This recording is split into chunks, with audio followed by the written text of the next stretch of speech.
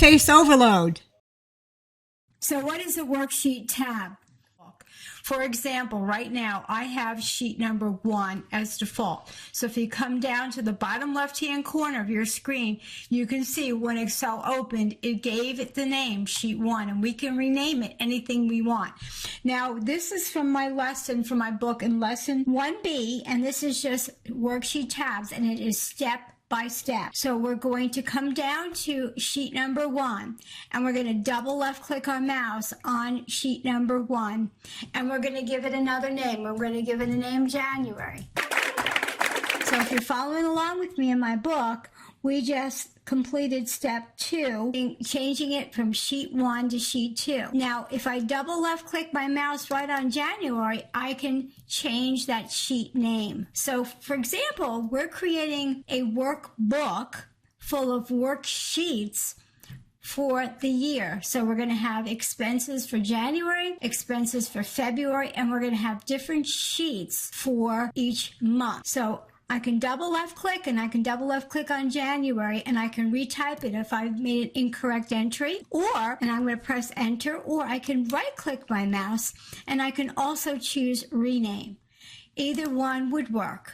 Press enter again. When I want to create another sheet, I'm just going to click on this little plus, and it gives it a name, sheet 1 again, or sheet 2, and I'm going to give it another name, and I'm going to give this one February, and then I'm going to press enter on my keyboard. So you can see I have the first sheet is named January, and the second sheet is named February.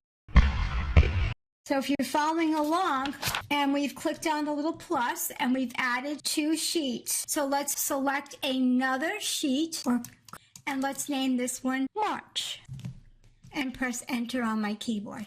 So now we have 3 different sheets that I can work with for the first quarter, for example, January, February, March. Now, if I left click one more, and now I name this one Notes. So you can see that now it's not in order. So what ends up happening is when you select a worksheet and then you click on the plus, it adds a worksheet to the right of it. So you can see I have now another sheet to the right of January. And if I want to delete this sheet, I can right click my mouse and press delete, or select delete. Or I can just select delete on my keyboard. Either would work. So now I've deleted that sheet. So now let's make believe we want to change or move the notes sheet and put it at the end instead of the beginning or in the middle here.